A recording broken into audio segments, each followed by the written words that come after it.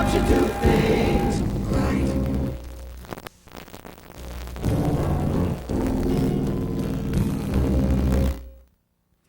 Hi, I'm Dean Johnson. And I'm Robin Hartle from the public television program Home Time. In this video, we'll show you how easy it is to assemble, install, and adjust your new Stanley Garage Door Opener. But this video is only a brief overview. It is not intended to replace the manual for installation. Before you begin installation, you want to become familiar with your garage door. First, determine what type of door you have. Whether it's a one-piece track door, a sectional track door, or a trackless door. We'll be installing this opener on a sectional track door, the most popular type. Now, if you have a one-piece track door, then you just follow the same instructions. A trackless door requires a couple of different steps, and we'll be covering these as we go along. Before you start, remove any ropes and cords from the door and deactivate any locks. Then make sure the door is in good operating condition with these tests. Make sure the door moves easily and freely by slowly opening it to its fully open position and then closing it to its fully closed position.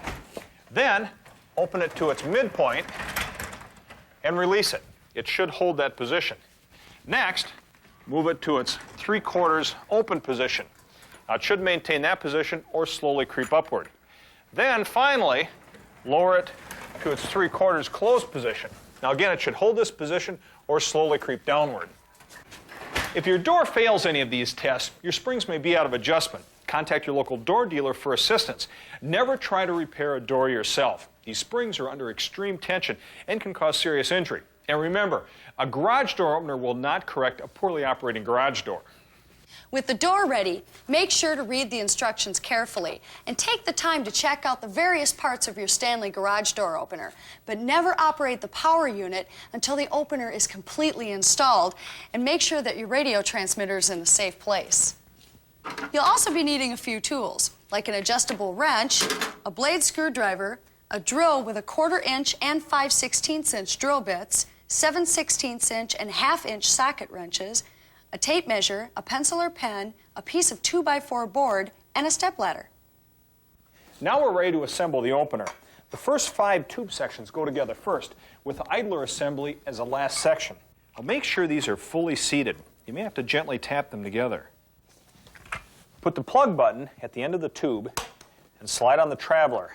Make sure the arrow is pointing in the direction of the idler assembly and the garage door. Now push the plug end of the tube into the power unit's tube support. Now the next step is to connect the chain and cable to the power unit. But before you do this, you have to make sure that the traveler is in the right position.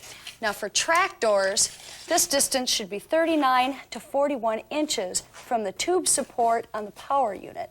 That should do right there. Now for trackless doors, this should be 50 to 52 inches. First, take the chain end and fasten it to the traveler carrier with a master link on the top.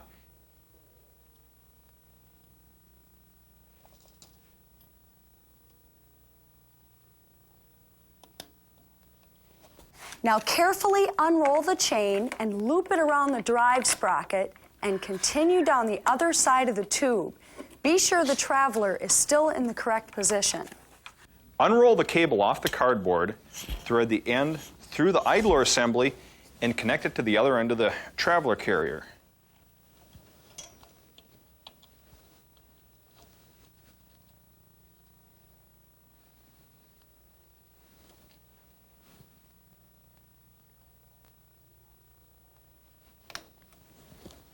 Now adjust the chain and cable tension by tightening the adjustment screw with a 7/16 inch socket wrench. Leave about a 1/2 inch sag midway down the tubes. Then snap the chain guard over the drive sprocket. The emergency release cord is already pre-assembled. Be sure to read the red information tag. It describes how to manually disconnect the opener from the door. Now, if your garage door is the only entrance to your garage, you must install an emergency disconnect lock. Now, this item is sold separately. The next step is to install the header bracket. Slowly raise the garage door to its highest point off the ground while opening. This is called the high rise. You'll need this measurement to determine where to locate the header bracket. Okay, I got it there, Robin. Thanks. find the center line of your door and then mark that on your header up here and on the top of the door. Then take the measurement for your high rise, in our case it was 93 inches, add 2 inches to that, and then mark that dimension on the center line up here on the header. This is where you'll attach the header bracket. A nail can be used to temporarily hold it in place. If you have a trackless door, the header bracket should be mounted 6 inches above the high rise of the door. If you have torsion springs, the header bracket should be mounted right above the torsion spring mount. Thanks, Robin. Drill 1/4 inch holes for the lag screws and use a 1/2 inch socket wrench to secure the header bracket.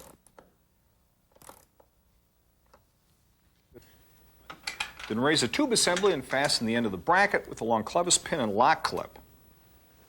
To secure the power unit to the ceiling, first raise it up on a ladder high enough to clear the door. Then pull the emergency release cord and slide the traveler towards the power unit. Now we can center the opener over the door. Prop it up with a 2x4 laid on edge. This will ensure that there's enough clearance between the opener and the door. Now we can secure it to the ceiling. First, attach the angle iron to the ceiling above the power unit. Use the metal straps included with the opener to hang the unit from the angle iron. This mounting may vary according to your ceiling design, so check the instructions for specific examples. Now you can remove the 2x4 and carefully close the door by hand, making sure that it clears a tube by at least 1 inch. That looks pretty good. Now for trackless type doors, this tube should slope up at a slight angle toward the door. To attach the opener to the door, first assemble the door bracket, the L-link, and the bar link as shown in the instructions according to the type of door you have, and make sure the shoulder bolt is used with the door bracket. Secure the bar link to the traveler with the short clevis pin and lock clip. Then pull the red cord and slide the traveler down to the door. Center the bracket and line it up with the top rollers, which would be about 3 to 6 inches from the top of the door. Now, if you've got a trackless door, the L-link connects to the traveler and the bracket mounts on the top of the door. Drill 5/16 inch holes and attach the bracket to the door. Some garage doors require additional reinforcement, especially lightweight fiberglass or metal doors. You should consult your instructions for more information and contact your door manufacturer. Now manually open and close your door to make sure it operates freely. The opener comes with a push button so you can operate it from the garage. Strip the insulation off the ends of the wires and connect them to the 2 screws at the back of the button.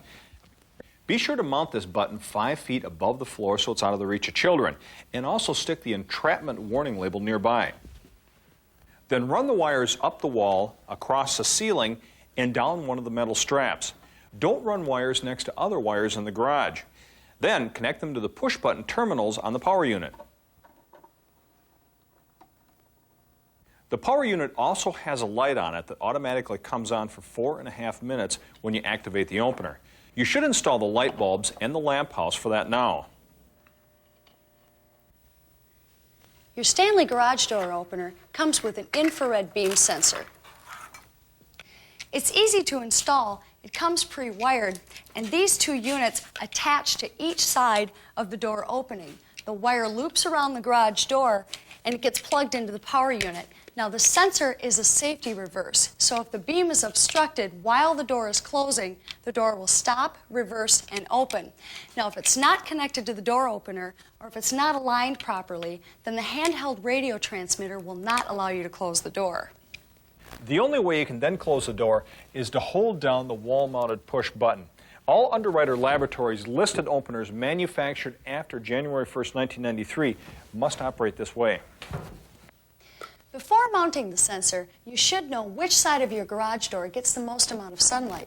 Sun can affect the operation of the sensor, so you want to mount the receiving unit on the side that gets the least amount of sun. First, attach the sending and receiving units to the brackets with the thumb screws provided. Just tighten them by hand for now.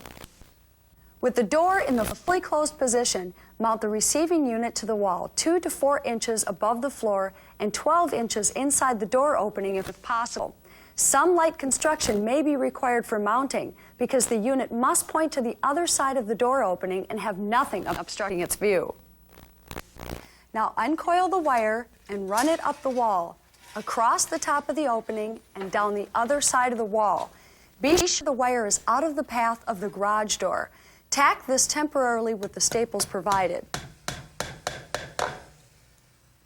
Mount the sending unit the same as you did the receiving unit, only 1 inch higher. Remember, the units must point toward each other and not have anything in their path. Then route the remaining wire up and across the ceiling and down to the power unit. Then carefully plug the polarized connector into the obstruction sensor plug at the back of the power unit. Now you can connect the power by plugging the opener into a grounded outlet. The opener lights should blink once, indicating the power is applied. Once the power is hooked up, you can align the beam sensor. You do this by loosening the thumb or mounting screws and by moving the 2 units up and down or left and right. When the red alignment light comes on, pivot the unit around until you find the range of adjustment.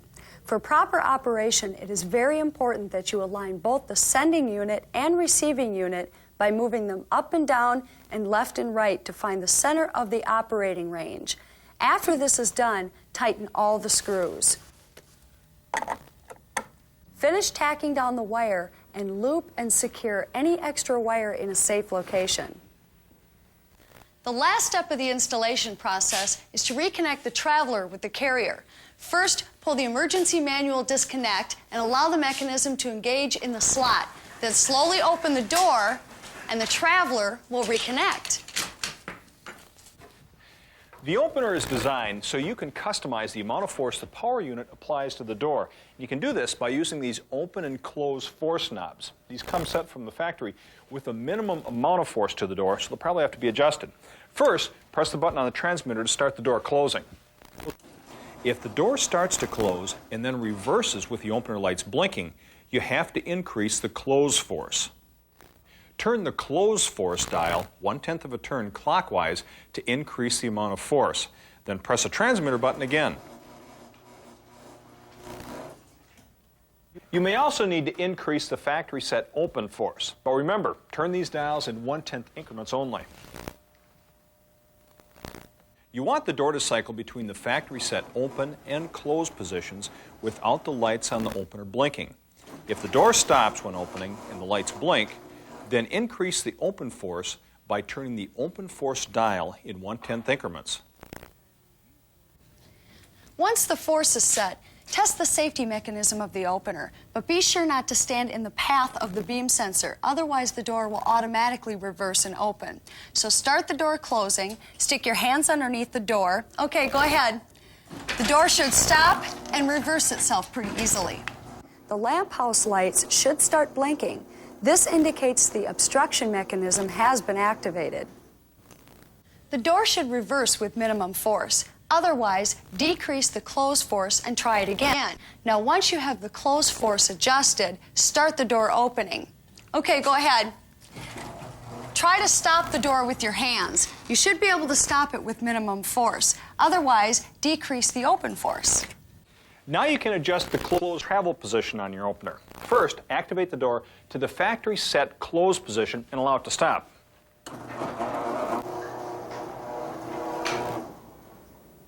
Now turn the black close travel knob at the bottom of the power unit in the direction of the arrow. This will inch the door down. Continue to turn the knob until the door is secure against the floor and the tube slightly bowed. Be sure to test the reversing ability of your door by putting a 2x4 laid flat under it. The door should contact the board, reverse, and open. If it fails to reverse, refer to your manual for instructions. You may need to adjust the close force, door linkage, or close position. Now you can adjust the open limit of your door. Activate the door to the factory set open position and wait until it stops. Then slowly turn the white knob in the direction of the arrow. The door will inch its way open. Turn it until the door is in its natural open position. Now test the door's beam sensor. While the door is closing, obstruct the invisible beam. The door should stop, pause, and begin opening. Obstructing the beam while the door is opening will have no effect. Well, that pretty well wraps up our adjustments. Now be sure to read the instructions carefully before you begin your installation.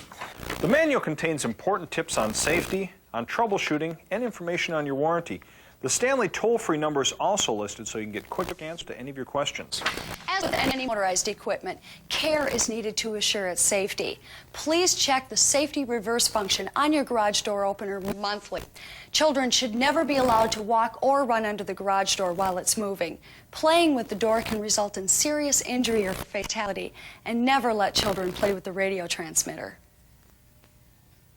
Your Stanley Garage Door Opener allows you to customize the security code in your transmitter. You just set the switches on your transmitter to match up with those on your power unit. Refer to your coding instructions for more information.